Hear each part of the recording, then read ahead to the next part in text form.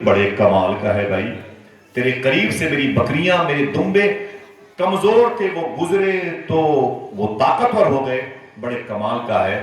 تو جناب عبد المطلب کہتے ہیں نا نا نا، خدا کی قسم میرا کوئی کمال نہیں، سارا کمال نور محمدی کا۔ ماشاءاللہ، وہ نور والا آیا اور نور لے کے آیا، میرا کوئی کمال نہیں ہے۔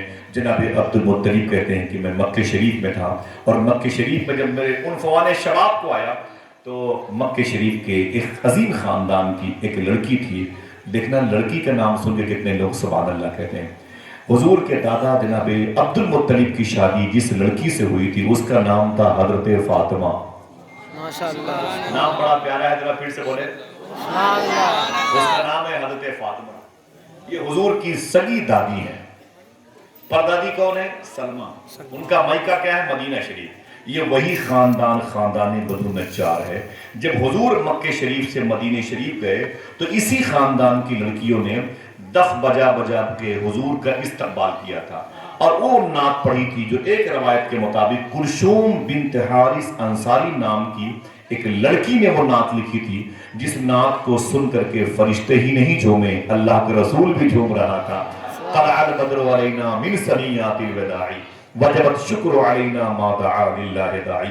اسی خاندان کی لڑکیوں نے حضور کا دف بجا بجا کے ویلکم اور استقبال کیا تھا۔ وہ خاندان بدر النجار کی بچیاں تھیں، جس خاندان کی پردادی حضور کی۔ سمجھ رہے آپ؟ اب حضور کے دادا جناب عبد المطلب کی شادی مکہ شریف میں ہوئی، جس لڑکی سے ہوئی اس کا نام تھا حضرت فاطمہ۔ کیا نام تھا؟ مبارک نام ہے، خوشی بولیں حضرت فاطمہ۔ اب یہ دو میاں بیوی اکٹھا ہوئے اللہ کے حکم سے، تو وہ جو نور محمدی تھا جناب عبد المطلب کی پیشانی پہ، وہ ٹرانسفر ہو کے ان کی پشت میں آیا، اور پھر حضرت فاطمہ رضی اللہ تعالیٰ عنہ کے شکم مبارکہ میں آ گیا۔ سبحان اللہ، سبحان اللہ۔ جناب فاطمہ اور جناب ہاشم عبد المطلب کی جو زندگی مبارکہ تھی بڑے چین و سکون سے گزرتی تھی، اور گزرتے گزرتے شادی کے تقریباً 1.5-2 سال کے بعد ان کے گھر میں وہ شہزادہ پیدا ہوا جس کو حضور صلی اللہ علیہ وسلم کے ابو ہونے کا شرف حاصل ہے، جس کو دنیا حضرت عبداللہ کے نام سے جانتی ہے۔ حضور کے ابو کی پیدائش پر ذرا اونچی آواز میں بولے سبحان اللہ۔ سمیٹ رہا ہوں باتیں کیونکہ وقت بہت کم ہے۔ حضور صلی اللہ علیہ وسلم کے ابو ہیں جناب عبداللہ رضی اللہ۔ اب جب یہ پیدا ہوئے تو ان کے حسن کے آگے ان کے سارے بھائیوں کے حسن مان پڑ گئے۔ ایسی چمکدار پیشانی پائی، ایسی تنی ہوئی بھویں پائیں، ایسے لب و رخسار میں جاذبیت، مقناطیسیت، میگنٹ سسٹم تھا کہ جو بھی جناب عبداللہ کو دیکھتا تھا بس دیکھتا رہتا تھا، بس دیکھتا رہتا تھا۔ ایسی شان چہرے پہ اللہ نے ظاہر فرما دی۔ جناب عبداللہ کہتے ہیں میں جب گزرتا تھا مکے کی گلیوں سے تو درختوں کی پتیاں جھک جھک کر کے میری پیشانی کو چوم لیا کرتی تھی، سبحان اللہ، بے شک میری بلائیں لیا کرتی تھی، پتھر مجھے سلام کرتے تھے، اور غیب سے آواز آتی تھی اے عبداللہ مبارک ہو تیری پیشانی پہ نور محمدی چمکتا ہے۔ سبحان کہتے ہیں ایک اللہ۔ جادوگرنی نے مجھے دیکھ لیا، ایک لڑکی تھی مکہ شریف میں جادوگرنی، اس نے مجھے دیکھ لیا، اس نے کہا تعال عبداللہ۔ میں نے کہا کیا بات ہے؟ اس نے کہا کہ شادی ہوئی؟ تو میں نے کہا نہیں۔ اس نے کہا مجھ سے شادی کر لو۔ تو حضور کے ابو نے کہا کہ کیوں؟ اس نے کہا کہ تیری پیشانی پہ ایک نور چمک رہا ہے، لالچ ہے کہ یہ نور میرے پیٹ میں آ جائے، میرے شکم میں آ جائے، یہ میری وراثت کہلائے۔ تو جناب عبداللہ نے فرمایا لیکن میں تجھ سے شادی نہیں کروں گا۔ یہ کہہ کے آپ واپس آ گئے۔ حضور صلی اللہ علیہ وسلم کے ابو جب گھر میں واپس آئے تو بات یہ کی جا رہی تھی کہ رشتہ جلدی ہو جانا چاہیے۔ اس وقت معلوم ہے عیسائی اور یہودی حضور صلی اللہ علیہ وسلم کے ابو کی جان کے دشمن بنے ہوئے تھے۔ وہ ان کو خبر لگ گئی تھی کہ وہ جو نور محمدی ہے عبداللہ کی پیشانی پہ، جب اس کی ڈلیوری ہوگی تو میرا دین تہس نہس ہو جائے گا، عیسائیت اور یہودیت میں زلزلہ آ جائے گا۔ اس لیے حضور کے ابو کو قتل کرنے کی وہ ناپاک کوشش میں لگے رہتے تھے۔ 70 عیسائی مکے کی پہاڑوں میں چھپے ہوئے ہیں اور حضور صلی اللہ تعالیٰ علیہ وسلم کے ابو کے قتل کی کوشش میں ان کے انتظار کر رہے ہیں۔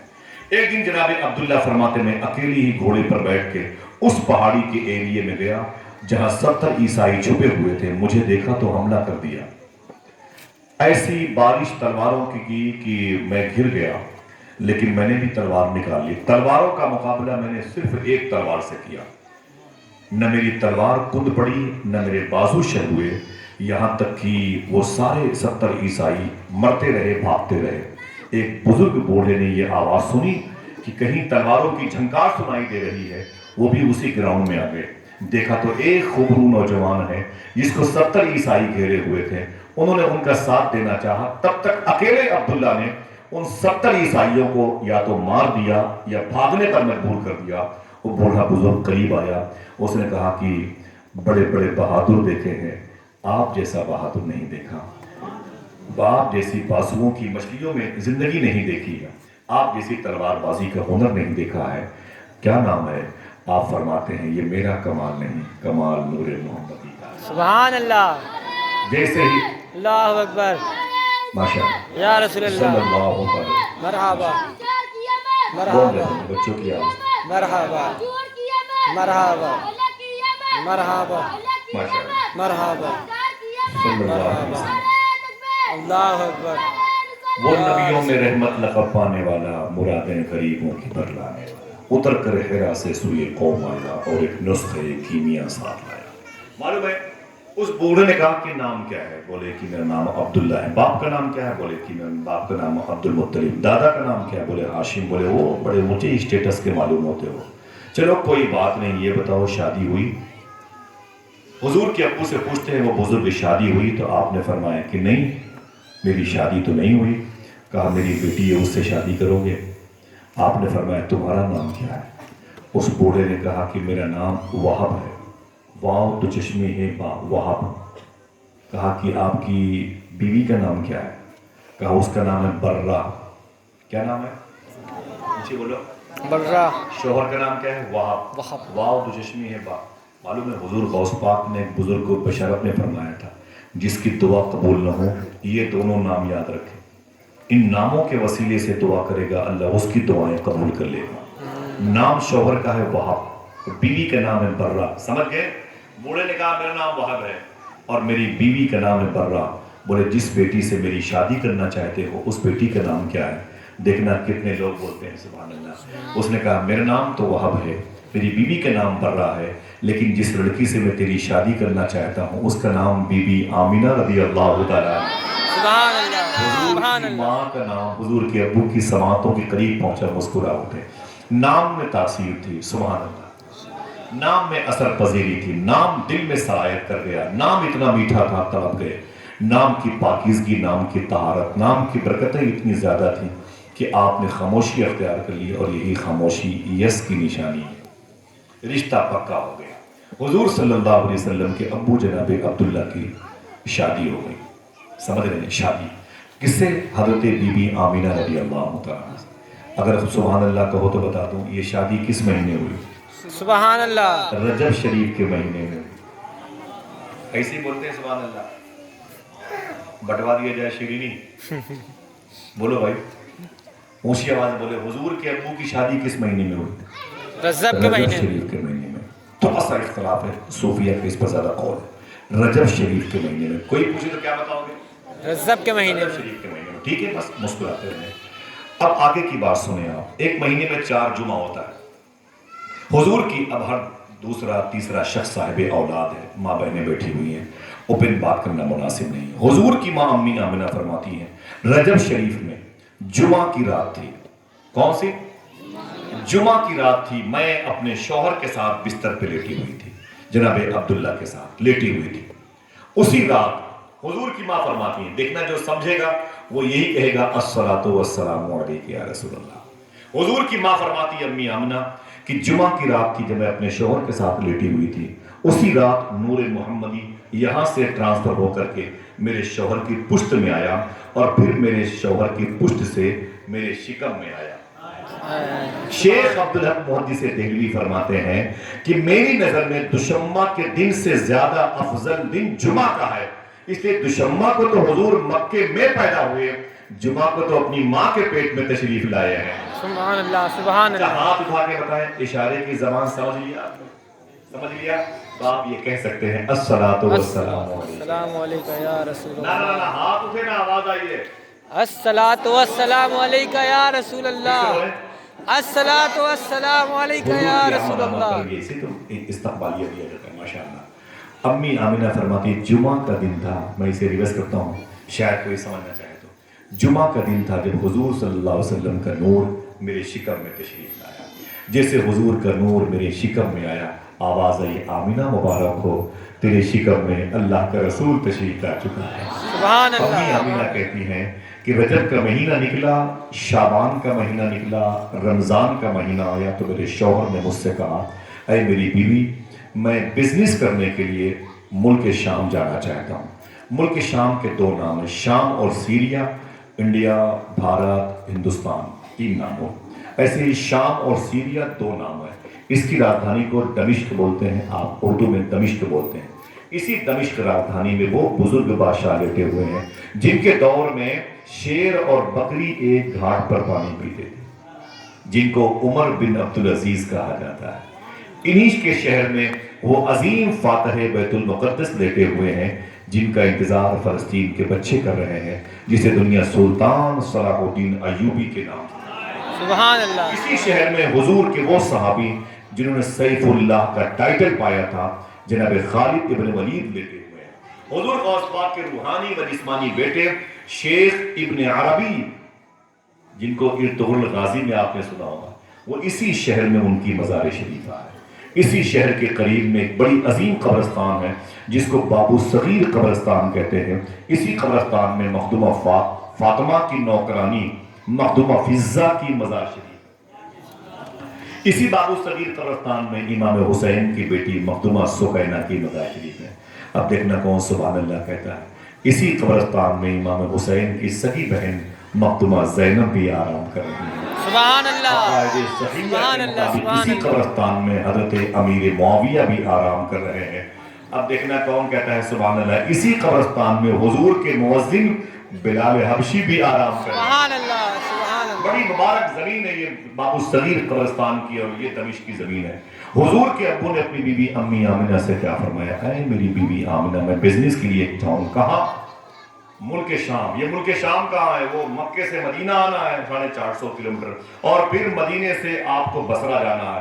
یہ کتنی لمبی گیٹنگ ہے مدینے سے بصرہ کی۔ یہ کویت کے بارڈر پر ہے، بغداد شریف سے 600 کلومیٹر ہے، اور پھر بصرہ سے آپ اوپر جائیں گے تو بائیں طرف ارار ہے، دائیں طرف سے ہوتے ہوئے آگے جائیں گے کرکوک، سلیمانیہ، کردستان، موصل، نبی یونس کی مزار شریف ہے۔ اس کے آگے کراس کریں گے تب یہ ملک شام کا بارڈر ہے، پھر وہ بارڈر کراس کریں گے تو دمشق پہنچیں گے۔ ایسی لمبی مسافت تھی۔ حضور کی بھی ماں نے کہا اے میرے شوہر کب واپس آؤ گے؟ تو جناب عبداللہ نے کہا 1 مہینے کا وقت لگے گا۔ حضور کی امی نے کہا خیریت سے دعا کی اور آپ دروازے پر بھیجنے کے لیے آئی۔ حضور کی ماں دروازے پر اپنے شوہر کو بھیجنے کے لیے آئی۔ صاحبو آپ کے لیے ہنسی مذاق ہے، لیکن اب حضور کی امی کو کیا خبر تھی، یہ میری اور میرے شوہر کی آخری ملاقات ہے۔ ابھی شادی کو 2 ڈھائی 3 مہینے ہوئے ہیں، اس کے بعد میں اپنے شوہر کو نہیں دیکھ پاؤں گی۔ امی آمنہ فرماتی میرے شوہر چلے گئے، جب تک نظر آتے رہے میں ان کو دیکھتی رہی۔ جناب عبداللہ چلے گئے، مدینے آئے، مدینے سے بصرہ گئے، بصرہ سے کرکوک، سلیمانیہ، کردستان، موصل، ملک شام، اور پھر دمشق گئے۔ واپس اسی راستے سے مدینے ہو کے 30 سے 40 لوگ تھے پورے قافلے میں۔ جب واپس مدینے ہو کے مکہ آنے والے تھے تو حضور کے ابو کی طبیعت علیل ہو گئی۔ حضور صلی اللہ علیہ وسلم کے ابو کی طبیعت بگڑ گئی۔ کہاں پر؟ مدینہ شریف میں۔ اب کہاں جاتے تو اسی شہر میں حضور کی پردادی کا میکہ تھا جن کو حضرت سلمہ کہا جاتا ہے، انہی کے گھر میں آپ نے قیام کیا۔ ان لوگوں نے بڑا علاج کروایا لیکن حضور کے ابو کی طبیعت نہیں سنبھل پائی۔ معلوم ہے ابھی شادی کو 2.5 یا 3 مہینے ہی ہوئے تھے کہ مدینہ شریف میں حضور کے ابو کا انتقال ہو گیا۔ حضور کی ماں بیوہ ہو گئی۔ میرے آقا زمین پر آئے نہیں، یتیم بن گئے۔ در یتیم اپنی ماں کی شکم میں۔ ابھی حضور اپنی ماں کے پیٹ میں ہے 2.5 مہینے کے، اپنی ماں کی پیٹ میں ہے، گود میں نہیں ہے، پیٹ میں ہے، اور حضور کے باپ کا سر سے سایہ اٹھ گیا۔ نہ کوئی خبر دینے والا، نہ کوئی انسٹاگرام، نہ کوئی واٹس ایپ، نہ کوئی فیس بک، نہ کوئی نیوز چینل کہ مکے والوں کو خبر دے دی جائے۔ اب انتقال ہو گیا تو سارے قافلے والے ان کے جنازے میں شریک ہو گئے، جو طریقہ تھا۔ اور وہیں پر باب صدیق اکبر ہے، جن لوگوں نے حج کیا ہوگا وہ دیکھ لیں۔ خوخہ صدیق اکبر کے قریب میں ایک محلہ ہے جس کو دار نابغہ کہتے ہیں، دار نابغہ کہتے ہیں۔ اسی محلے میں حضور صلی اللہ علیہ وسلم کے ابو کی قبر شریف بنی تھی۔ میں یہ باتیں اکثر بتاتا ہوں. کتاب کا نام ہے نشانات عرض نبوی. کتاب کا رائٹر ہے مصباح الدین شکیل. اس پر مقدمہ لکھا ہے پروفیسر ڈاکٹر ریاض مجید نے. یہ کتاب میں نے 14 سال پہلے 80 منزلے کی عمارت زمزم ٹاور میں خریدی تھی 950 روپے کے آس پاس. ابھی 1700-1800 روپے میں. اس کتاب میں دنیا کی یہ واحد کتاب ہے جس کتاب میں حضور کے ابو کی قبر شریف کی تصویر موجود ہے. میرے گھر پہ کتاب رکھی اتنی موٹی، چل کے دیکھ لیں، PDF نکال کے آپ سلام بات دیکھ لیں. یہ حضور کے ابو کی قبر شریف کی تصویر موجود ہے. 1978 میں حضور کے ابو کی قبر شریف کھل گئی. دیکھنا آپ کتنے لوگ سبحان اللہ کہتے ہیں. حضور کے ابو کی قبر شریف کھل گئی. جب قبر شریف کھل گئی تو دیکھنے والوں نے کیا دیکھا؟ جسم تو جسم ہے، حضور کے ابو کے کفن کے دھاگے بھی چمک رہے تھے. سبحان اللہ. اور یہی نہیں، آپ کی آنکھیں اتنی چمکدار تھیں کہ اتنی چمکدار آنکھیں تو زندوں کے بھی نہیں رہا کرتی ہیں. سبحان اس اللہ. وقت اعلیٰ حضرت کے خلیفہ قطب مدینہ ضیاء الدین مہاجر مدنی مدینہ شریف میں تھے. آپ فرماتے ہیں اور ٹھیکیدار عبداللطیف کی بھی زبان سے یہ واقعہ آیا. میں دوڑا ہوا گیا، مجھے پتا چلا کہ میرے آقا کریم کے ابو کی قبر کھل گئی ہے. میں دیکھوں تو صحیح، کیونکہ ان کا انتقال حضور سے پہلے ہوا ہے. جب میں ٹاپ کلاس کے لوگوں میں سے تھا تو مجھے انٹری کرنے کا موقع ملا. جب میں قریب گیا تو جنازہ سامنے رکھا تھا اور حضور کے ابو کی پیشانی اور چہرہ کھلا ہوا تھا. آپ فرماتے مجھ سے برداشت نہ ہو سکا، میں آگے بڑھا اور حضور کے ابو کی پیشانی میں نے چوم لی. سبحان اللہ. نامعلوم جگہ ان کی تدفین بقی شریف میں عمل میں آئی. حضور کے ابو کی ساتھ میں 6 اور صحابہ تھے. بات ختم نہیں ہوتی ہے. جب دفن کر کے لوگ اپنے اپنے گھروں میں واپس آئے، شیخ ضیاء الدین مہاجر مدنی واپس آئے. ان کے مرید نے کہا حضور ایک بات بتاؤں. کہا کیا؟ کہا جس وقت آپ حضور صلی اللہ علیہ وسلم کے ابو کی پیشانی کو چوم رہے تھے اس وقت آپ کی داڑھی کے نیچے کے کچھ بال حضور کے ابو کے رخسار کو چوم رہے تھے. سبحان اللہ.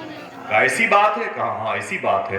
آپ نے کھڑے ہو کر کے قینچی منگائی اور اپنی داڑھی کے نیچے کے بالوں کو کاٹ لیا اور کاٹ کے ان بالوں کو شیشی میں رکھ کے رو رہے تھے اور کہہ رہے تھے بہت اچھا ہوا تو نے بتا دیا، ورنہ میں اگر وضو کرتا تو حضور کے ابو کے رخسار کے چومنے والے میرے داڑھی کے بال پانی کا لمس پا کے وہ پانی نالی میں چلا جاتا. میں نے ان بالوں کو ہمیشہ کے لیے سنبھال کے رکھا ہے. عشق والوں کے ادب و آداب بڑے پیارے ہوتے ہیں. سمجھے آپ؟ میرے آقا صلی اللہ علیہ وسلم کے ابو کی جب قبر شریف بنی نا، اب تو بقی شریف میں آ گئی. میں نے ڈیٹیل آپ کو 2 منٹ میں بتا دیا. حضور کے ابو کی قبر شریف وہی بنی. اب وہ قافلہ جو حضور کے ابو کے ساتھ گیا تھا بصرہ اور قرطوس سلیمانیہ شام، اب واپس مکہ شریف آ رہا ہے. خبر پہنچا دیا گیا کہ وہ قافلہ آنے والا ہے تو سب نے انتظار کیا. بہنیں اپنے بھائی سے ملنا چاہتی تھیں، بھائی اپنے بھائی سے ملنا چاہتے تھے، باپ اپنے بیٹے سے ملنا چاہتا تھا. جیسے کوئی آدمی لکھنؤ ایئرپورٹ پہ آتا ہے تو گھر کے بچے بھی چلے جاتے ہیں. لال گنج اسٹیشن پہ کوئی آتا ہے تو 10-20 لوگ چلے جاتے ہیں. سمجھ رہے ہیں؟ ایسے ہی مکے والے قافلے والے آتے تھے تو پورے شہر کے شہر والے چلے جاتے تھے. اور بھائی اپنے بھائی سے، بہن اپنے بھائی سے، باپ اپنی بیٹی سے، بیٹا اپنے باپ سے، آقا اپنے غلام سے، غلام اپنے آقا سے خوب مل کے خوش ہوتے تھے. پیسہ کمایا، فائدہ کتنا ہوا، مال کیسے بکا، باتیں کرتے تھے، خوب ہنسی مذاق، خوش ہوتے تھے. حضور کے دادا عبد المطلب کہتے ہیں میں بھی انہی میں تھا. میں نے زور سے آواز بلند کی اے قافلے والوں، سب نے ایک دوسرے سے ملاقات کی ہے، میں بھی تو اپنے بیٹے عبداللہ سے ملنے کے لیے آیا ہوں. آخر میرا بیٹا عبداللہ کہاں ہے؟ بتاؤ تو صحیح. میری بوڑھی آنکھیں اس کو ڈھونڈ رہی ہیں. قافلے والوں نے گردن جھکائی. کہا اے عبد المطلب بھول جا عبداللہ کو. بولے کیوں؟ بولے عبداللہ واپس نہیں آئے گا. کہا کیا بات ہے؟ کہا کہ اس کا مدینہ شریف میں انتقال ہو گیا. ایک جوان بیٹے کی موت کی خبر باپ کو اور بڑھاپے کی طرف لے جاتی ہے. شاعر نے کہا تھا کوئی اس درد کو ایک باپ سے بہتر نہ سمجھے گا. جوان بیٹا گزر جائے تو کاندھا ٹوٹ جاتا ہے. حضور کے ابو زمین پہ گر پڑے اور رونے لگے. ہائے میرے بیٹے عبداللہ، ہائے میرے بیٹے عبداللہ، تجھے دیکھنے کے لیے میں نے یہ جوانی والی آنکھیں مانگی تھی، تو کہاں چلا گئے مجھے چھوڑ کر کے؟ جناب ابی طالب آ گئے، جناب امیر حمزہ آ گئے، اور بھی 11 بھائی تھے نا ان کے وہ آ گئے. بولے بابا آپ رو کیوں رہے ہیں؟ ایک ہی بیٹا تو آپ کا